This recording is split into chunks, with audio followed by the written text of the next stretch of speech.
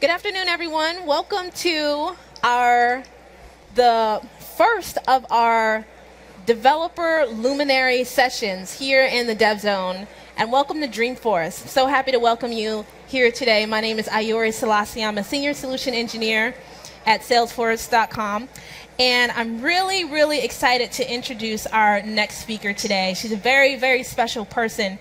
Estella Pyfrom joins us from West Palm Beach, Florida. She's 77 years old, and she has more energy than all of us combined. Estella is a CNN hero, and she's an incredibly phenomenal woman, and she's currently leading a mission to teach youth to code across the country. And she's going to come up here and tell us her story, and I'm really excited to welcome her up. Estella Pyfrom.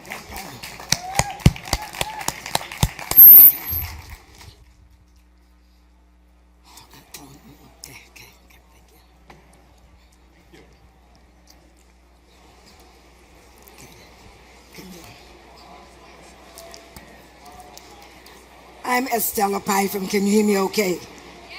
Okay. I'm here today, not very much of a talker because you can hear that I'm hoarse, but I'm excited about this brilliant bus, and I'm here to tell you a little bit about the bus and my story.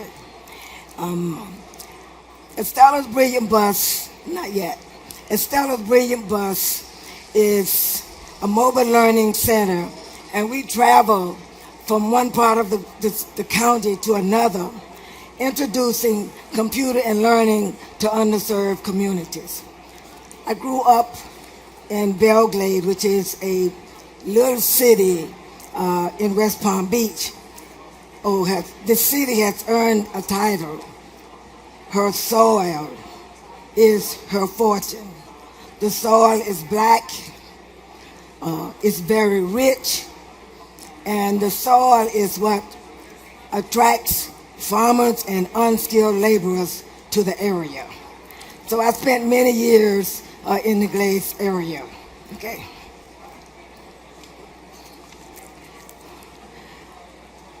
At the age of 4, my parents moved to Belgrade in search for work. At the age of 6, my father became a contractor, migrant contractor. So therefore, we traveled from Florida to New York to harvest produce. When we went to New York to harvest produce during the summer months, this is basically where we lived. Not yet. Back up. Back up one more. This is where we lived. You see the building behind where we are sitting. This is me and my sisters, and we lived in that building behind where we are sitting, and we called that the Comfort Inn. We were comfortable, and this is where we slept, and we were comfortable with that because we knew of no other place to live. Next. During that time, the federal government construct these houses for people like us to live in, and all you see is all we had, the 4 walls and the roof. And if you notice the little window there, this was cut out so that we could have air. So when we traveled from New York back to Florida, this is how we lived. The next.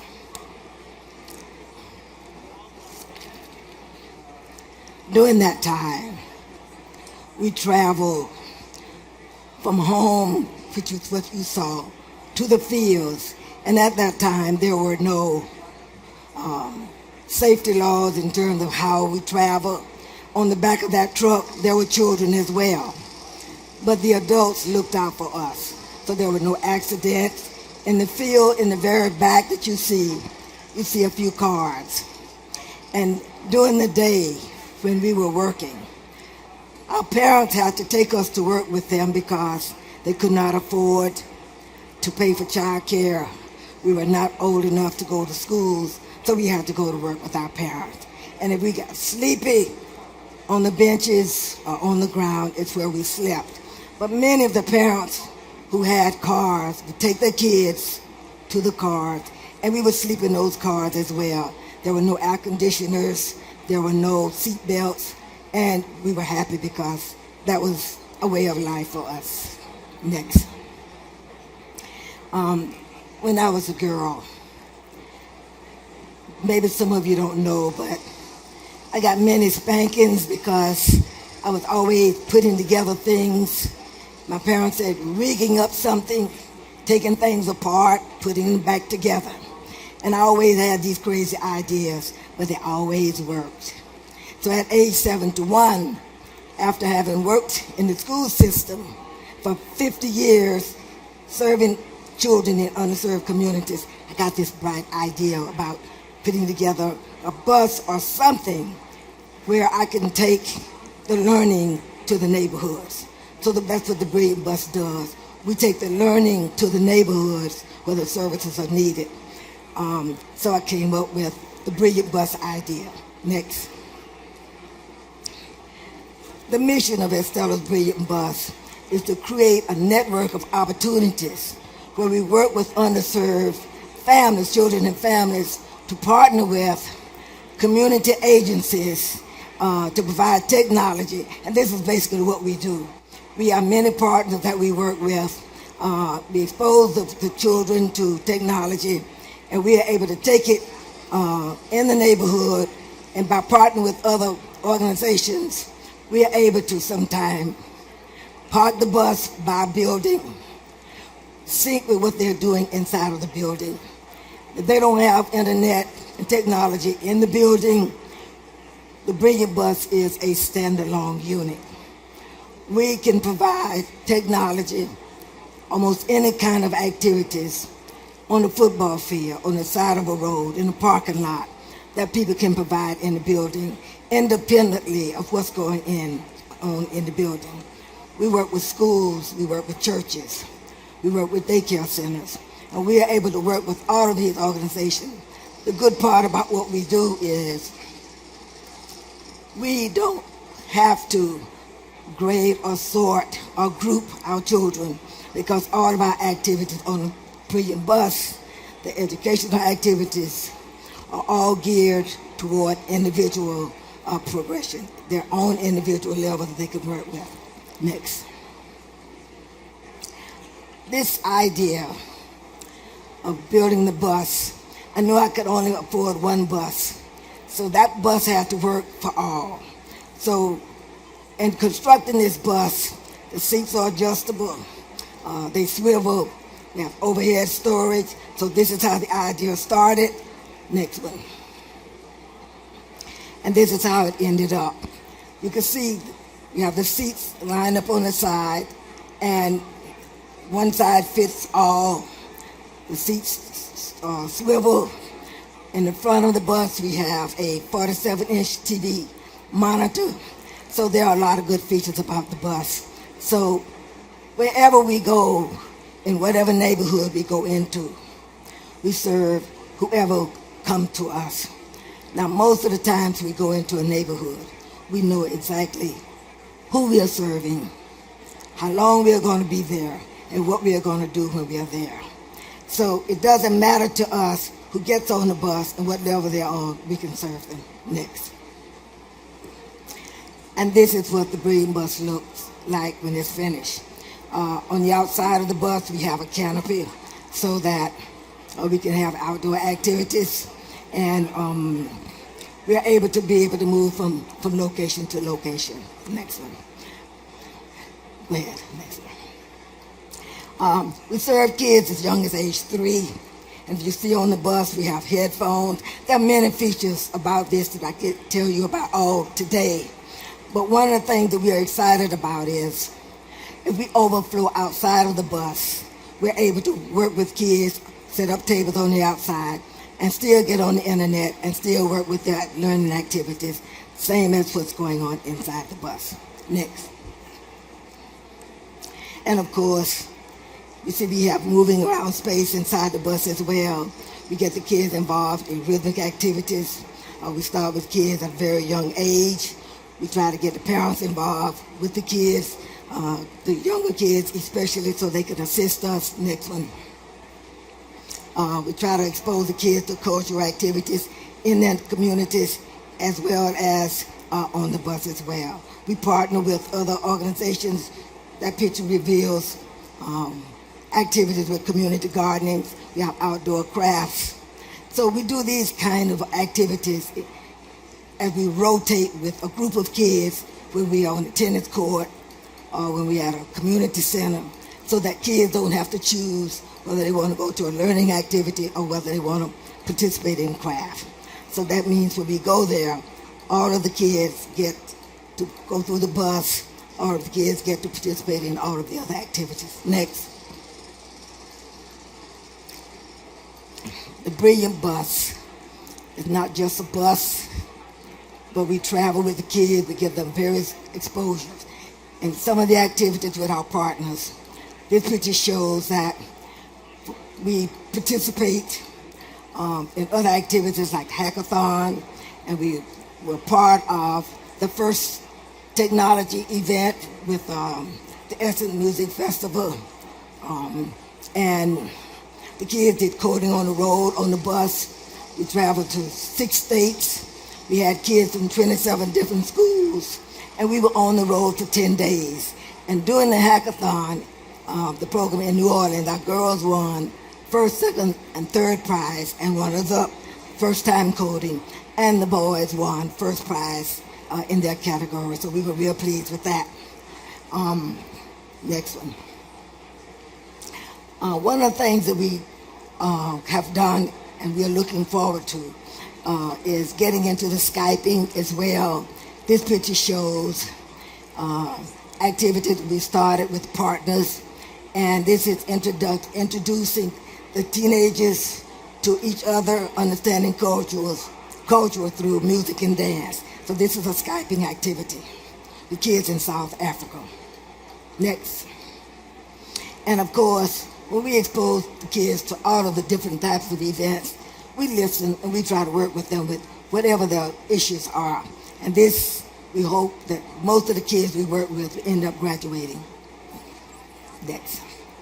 And of course, we work, we travel, and what we have to do, or have had to do, is work into the schedule all of the celebrations that we get as a result of doing this project. We're told that it is the only one of its kind in the world, so everybody comes after us. So we find the time to be celebrated in the next one. This is another celebration where my family and some of my friends are there, and this was an after event there, and we're always happy to have family, friends, and supporters to attend the event. Next one. Without the help of the people that work with me, I could not do any of this. We have no paid staff. Program, we have been successful with this program by using volunteers. People just come up to the plate and say, let me help you. All of these people you see here, and they come with various kinds of expertise. So I don't have to know everything. I just have to understand and be able to work with them. I know a lot, but these people come to me and they bring a lot of talent, a lot of skills, and a lot of desire to help people. So we focus on the same mission. Next. In addition to the people, I have other organizations that have come up to partner. And you see them listed there. I won't go through the list and name all of them, but we have schools, we have Microsoft, we have Comcast, and others that we have on the picture. And we're going to continue reaching out and looking for partners to help us with this mission as we move across the world. Next one. My vision for the future is to have a brilliant bus, first in every state, at least one, a brilliant bus in every city. And together with this brilliant bus, see, the brilliant bus is not just a bus, it's a movement. We look towards trying to help people be able to address the needs of the underserved, not just one thing. So we encourage people to join us on this mission. And one of our newest partners, which would be Dreamforce, and we are looking to them to help us better manage the people and the things that we get involved with. And we know that we're going to be very successful with it. My time is out, so I have a little time. Keep going. Oh, I have more time. Okay. One of the things that we want to do is we want to move across the nation, continue to get involved with more technology. One of the things that we're planning on doing right now, start a robotic program. And we are going to build robots in the parking lot and on the football field and in the bus loop. And kids are excited about that. We're going to do community gardening. Right now I have about 100 fish, tilapia, that I'm raising so that I can give them to kids so we can build these aquaponic gardens. We're going to participate in more hackathons, so more codings. So we're just excited about all of the things that we can bring to the table. And while we have been able to get all of these things done with my pennies from my retirement to get the project up to this point, with the help of other people in other communities and neighborhoods, we will be able to do more than triple. We'll be able to get more buses. And by the end of 2015, we hope, with the help of the other people, to reach more than 1 million kids, introducing them to technology and community services. Okay.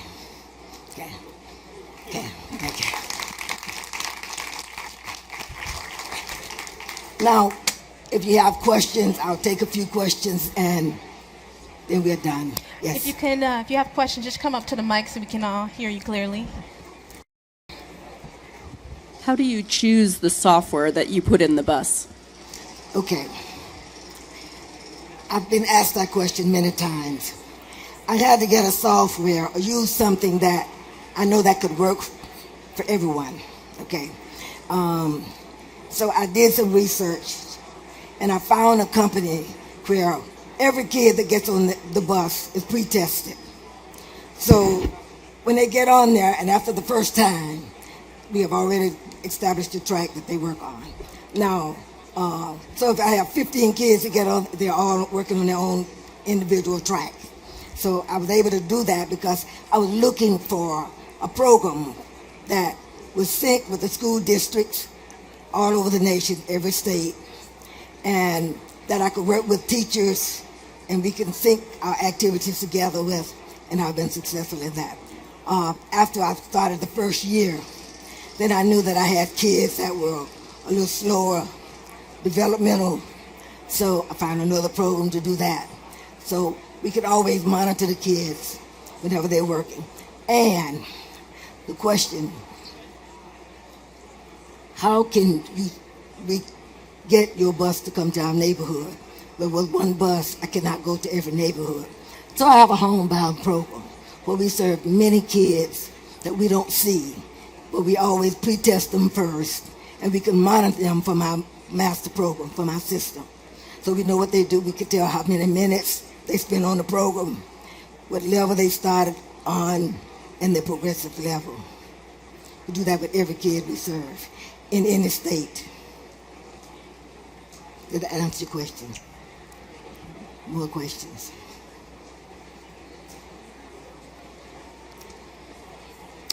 Then one more. Hello, I met you in New Orleans at the Essence Festival, so good to see you again. My question is, do you have like a tracking system that tracks the youth that are participating in a Genius Bus, and how are you tracking that to measure the success? Yes.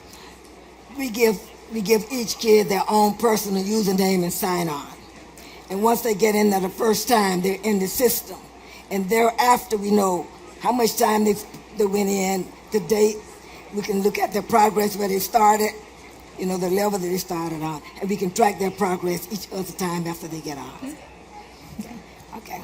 And we can compare their results with kids across the state and the nation as well. Are there any more questions? Okay. Estella, I wonder how can folks reach your program? Come on. What was your question? Come on. Oh, yeah. Now finish and then one more. How do you work with children who don't have access to computers at home? How do you help them retain the information they learn with your bus? Okay, one of the partners that I have is working on creating hotspots in some of the neighborhoods. That's one of the things we're working on. But Comcast has also, they have a special program going on where if the kids, because we serve mostly children who attend Title I schools. So if they attend a Title I school and they get free and reduced lunch, the whole thing, then they will offer them internet for $9.95 per month and committed to not to raise that price until the youngest sibling graduate from high school. But we are looking into writing some grants to be able to get that part funded. Right now they have a special promotion where they erase and forgive your balance. But we also have another partner who says to us, if you have kids at your school who deserve or who qualify, then they will give us computers to give to the family. So with that partner, we identify the families, and then we're able to get computers. But we don't just give them to them. It has to be tied to their work, their interests, and their efforts. Okay. Question over here.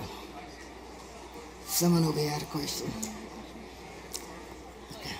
Did you have a question? No, I think one question was how do they contact you? Okay. Okay. How do you contact me? All of my information is listed on the website, the email, the telephone number. It's already on the website. And I did hear you can look it up on estellasbrilliantbus.org. That's the website. Simple. Are there any more questions? Ask you a question. Okay, yes, go ahead. We want to ask you a question. How many are developers? How many developers want to see more developers made? Okay. How many are familiar with code.org and their initiative? By raise of hands. It's kind of awesome. Get 100 million kids or people involved in coding. We're part of that initiative as well as Yes We Code. And the programs that are spearheaded, that are focused on how do we create more Salesforce developers, how do we create more all kinds of developers. Okay. Wow, I thought it had a big booming voice. Okay. Boom. I'm going to roll it back a little. My question that was answered, but I felt asked was, how many people are developers? There was a great raise of hands. How many want to see more developers? There were more. And my last question was, how many are familiar with this great initiative called code.org, which Salesforce, we've come to understand, is a partner to, as well as other tech companies. Stella's Brilliant Bus in her own market, which is Florida, but not only just Florida, but across the nation, as she said, is creating partnerships to actually do programs monthly that give a footprint to larger initiatives so that more kids who have those tactile interests, both in the maker side and the software side, can partner with these great organizations and learn tools. So we hope that you guys do go to Stella's Brilliant Bus, sign up, let us know what skill set you have, how you can help bring Salesforce ingenuity, your own desire to create more leaders. And we'd love to work further with you. My name is James Hines. I'm a board member with Stella's Brilliant Bus. I'm based here in the Valley, in Silicon Valley, and over Santa Clara. I work with startups in the education space. This is the hardest working person in the world. She is very hard to keep up with. I don't take enough stuff, but she's amazing. I thank you. I want to say before I leave is that we're working very hard. And if you have a question and you didn't get the answer today, please feel free to call me, because we like for as many of you as possible to get on the bus and roll with us, because the wheels on the bus going to keep rolling right.